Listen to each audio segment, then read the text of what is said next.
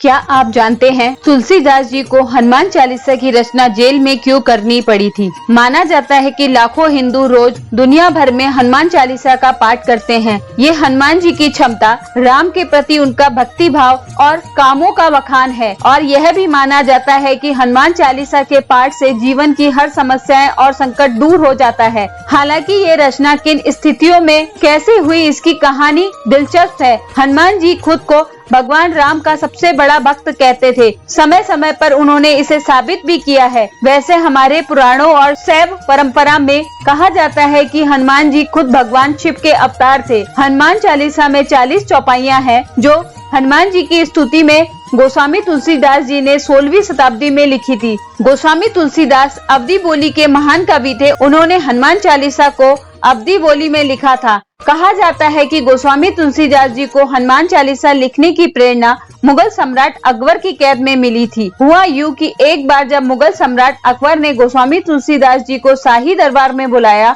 वहां तुलसीदास जी की मुलाकात अब्दुल रहीम खाने खाना और टोडरमल से हुई। उन दोनों ने काफी देर तक गोस्वामी तुलसीदास से बातचीत की और वह अकबर की प्रशंसा में कुछ ग्रंथ तुलसीदास जी से लिखवाना चाहते थे, लेकिन तुलसीदास जी ने अकबर की प्रशंसा में ग्रंथ लिखने से मना कर दिया। इस बात से नाराज होकर अकबर ने तुलसीदास जी को कैद करने का आदेश दिया और फतेहपुर सीकरी में तुलसीदास जी को लगभग 40 दिन तक कैद में रखा। जहां वह कैद में थे, वह क्षेत्र बंदरों से घिरा हुआ था। बंदरों ने महल परिसर पर प्रवेश किया और वहां मौजूद अकबर के सैनिकों को चोट पहुंचाने लगे। जब यह बात का पता अकबर को चला, तो उन्होंने तुलसीदास जी को रिहा करने का आदेश दे दिया, क्योंकि वह जानते थे यह सब बंदर तुलसीदास जी के ही भक्त हैं। इस पूरे घटनाक्रम के होने के बाद तुलसीदास जी काफी प्रेरित हुए और इसी बीच में उन्होंने जेल के अंदर ही हनुमान चालीसा की रचना की थी।